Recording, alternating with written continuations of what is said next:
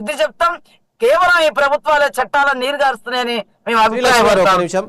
శ్రీలక్ష్మి గారు ఒక్క నిమిషం, మనతో పాటు నిర్మల్ అక్కరాజు గారు అడ్వకేట్ జాయిన్ అయ్యారు. Sir good evening sir. Good evening. Good evening sir. Khammam ఘటన గురించి మీరు వినే ఉంటారు. ఇది చాలా దౌర్భాగ్యమైనటువంటి ఘటన. ఒక 12 ఏళ్ల బాలిక పైన ఒక నిందితుడు, గౌస్ అనే నిందితుడు అత్యంత కిరాతకంగా ఆ అమ్మాయిని రేప్ చేయడమే కాకుండా బిల్డింగ్ పై నుంచి కూడా తోసేసి అటు మర్డర్ అటెంప్ట్ కూడా చేశాడు. అయితే ఈ కేసుకు సంబంధించి అంటే అసలు యాక్చువల్గా ఫోక్సోలో ఎన్ని రకాలు ఉంటాయి, దీంట్లో ఒకవేళ నిజంగా నిందితుడికి ఏ కేసులపైన కేసు నమోదు చేయొచ్చు దీనికి సంబంధించి? దీంట్లో ముఖ్యంగా అండి protection of child from sexual offences act 2012 అని చెప్పి ఇది 2012లో దీన్ని యాక్ట్ గా క్రియేట్ చేశారండి. దీంట్లో ఖచ్చితంగా ఎవరైతే 18 సంవత్సరాల లోపు పిల్లలు ఉన్నారో వీళ్ళ మీద జరిగే అఘాయిత్యాలకు దీని ద్వారా కేసులు నమోదు చేయొచ్చండి.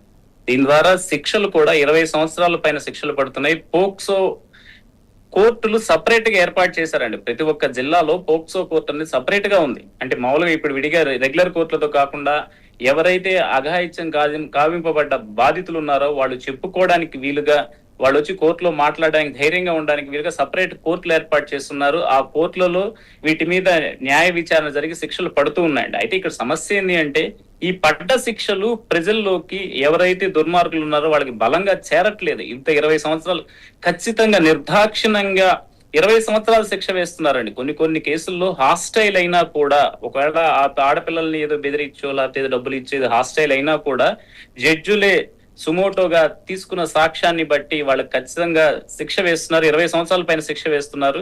కానీ ఇదేంటంటే జనాలకి అవేర్నెస్ లేదు. అంటే అవేర్నెస్ ఉన్నందువల్ల మారతాయా అంటే ఇలాంటివి జరగకుండా ఉంటాయా అని నేను చెప్పను. కానీ ఇలాంటి వేసినప్పుడు అలాంటి క్రిమినల్స్ ని ఇప్పుడు మనం పేపర్లో ప్రకటనలు వేస్తున్నట్టు ఖచ్చితంగా అలాంటి క్రిమినల్స్ ని ప్రత్యేకించి ఒక హాఫ్ పేజ్ లాగా వేసి వీళ్ళ ప్రజల్ని భయపెట్టకపోతే ఇలాంటి కేసులు జరుగుతూనే ఉంటాయండి రోజు.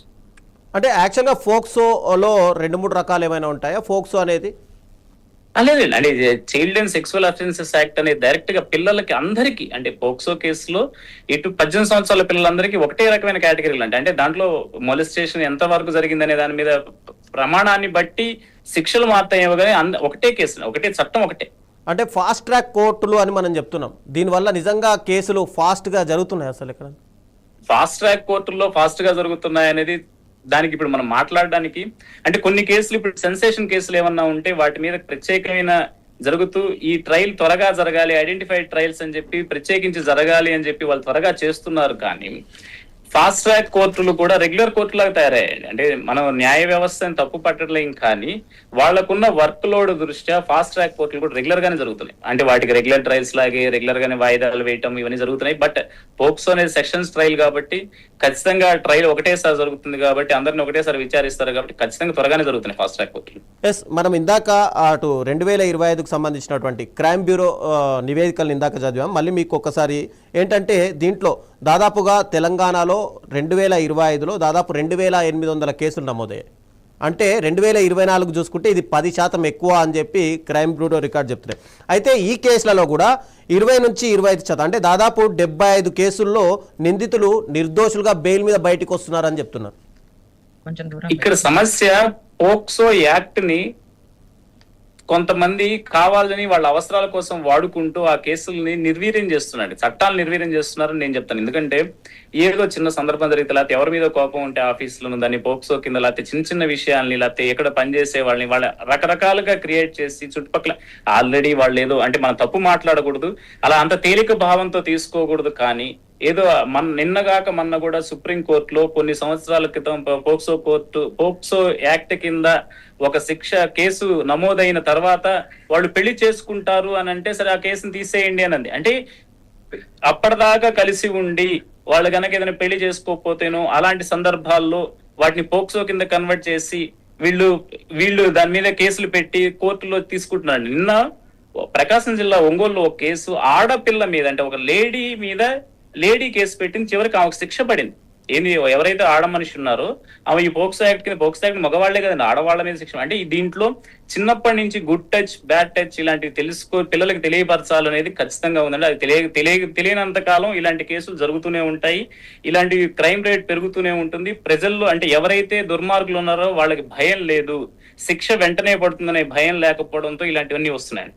ఎస్, ఇందాక శ్రీలక్ష్మి గారు మాట్లాడుతూ కూడా ఇదే కేసుకు సంబంధించి కొంతమంది రాజకీయ నాయకులు ప్రమేయంతో ఈ కేసును కూడా నీరుగార్చి అంటే కేసు విత్డ్రా చేసుకోండి అని తల్లిదండ్రులకు బెదిరింపులు వచ్చినట్టుగా తెలుస్తుంది.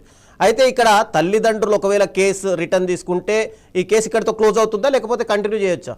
లేదండి, అంటే ఒకసారి ఎఫ్ఐఆర్ నమోదైన తర్వాత కేసు దానంతట అదే వెనక్కి రాదండి, కోర్టులోకి వెళ్లాల్సిందే. కోర్టులో ఒకవేళ హాస్టైల్ అవుతారండి. హాస్టైల్ అవడం అంటే అక్కడ వాళ్ళ బాధితులు ఎవరైతే ఉన్నారో వాళ్ళు పిలుస్తారు, మిగిలిన ఎవరైతే విట్నెసెస్ ఉన్నారో, లిస్టెడ్ విట్నెసెస్ ఉన్నారో వాళ్ళంతా రాకుండా ఉంటుంది. ఎల్డబ్ల్యూ వీళ్ళందరూ రారు. మీకు ఎవరైతే బాధితులు ఉన్నారో వాళ్ళ చేత చెప్పిస్తారండి, అంటే ఇది జరగలేదు అని చెప్పిస్తారు. కానీ ఇట్లాంటి దుర్మార్గమైన క్రైమ్స్ లో జరగదు. కానీ కొన్ని చిన్న నేను అనండి, మళ్ళీ చిన్న అంటే మళ్ళీ అడ్వకేట్ గారు చిన్న అని అన్నారు అని అంటారు. చిన్న మొలస్టేషన్ జరిగినప్పుడు అలాంటి సందర్భాల్లో ఈ కేసులు ఎందుకు అని చెప్పి ఏదో బాధితులు కూడా వదిలేసుకునే సందర్భాల్లో హాస్టైల్ అయిపోతారు. అంటే కోర్టులోనే జరగాలి తప్పించి ప్రైవేట్ గా ఒకసారి కేసు వేసిన తర్వాత నా అంతా నేను విత్డ్రా అవడానికి లేదు. ఎస్, యాజ్ ఏ అడ్వకేట్గా ఫోక్సో చట్టం అమల్లో ఇంకా ఏమైనా లోపాలు ఎక్కడైనా కనిపిస్తున్నాయి? పోక్సో చట్టం అమల్లో లోపాలు ఏం లేవండి. పోక్సో చట్టం బ్రహ్మాండంగా జరుగుతా ఉంది. ఈ రోజు కూడా ఇవాళ నిన్న కూడా ఒక 20 ఏళ్లు శిక్ష వేసిన కేసులు ప్రతి జిల్లాలో మీరు గబక్కని చూస్తే, ఏదైనా లోకల్ క్రైమ్ న్యూస్ కనుక చూస్తే, ప్రతి జిల్లా ఎడిషన్స్ లో 2వ పేజీలో కనుక క్రైమ్ న్యూస్ లో చూస్తే 20 ఏళ్లు శిక్ష పడిన కేసు కనీసం ఒకటే మీకు తగులుతూ ఉంటుంది. 20 ఏళ్లు శిక్ష విధిస్తున్నా కూడా వాళ్ళకి భయం లేదు అని అంటే వాళ్ళని భయపెట్టే విధంగా ఆ శిక్ష జరగాలండి. అంటే మనం ఇప్పుడు ఏదో ఈ ముస్లిం కంట్రీస్ లో లాగా తల తీసేయమనో చేయి తీసేయమనో కాదు, కానీ వాళ్ళకి ఖచ్చితంగా 20 సంవత్సరాల శిక్షతో ఉరి తీసేంత శిక్ష జరిగితే గానీ ఇలాంటి దుర్మార్గులు భయపడరండి. దాంతోపాటు ప్రజల్లో అవేర్నెస్ కలిగించడం, ఇలా జరిగింది అనే విషయాన్ని ఖచ్చితంగా ప్రజలకి తెలియపరచాలి. పలానివాడు ఇలా చేశాడు, ఇలా జరిగింది, పలానివాడు ఇలా చేశాడు, ఇలా జరిగిందంటే కనీసం ఒక భయం ఏర్పడుతుంది. ఎస్, సమత గారు చెప్పండి.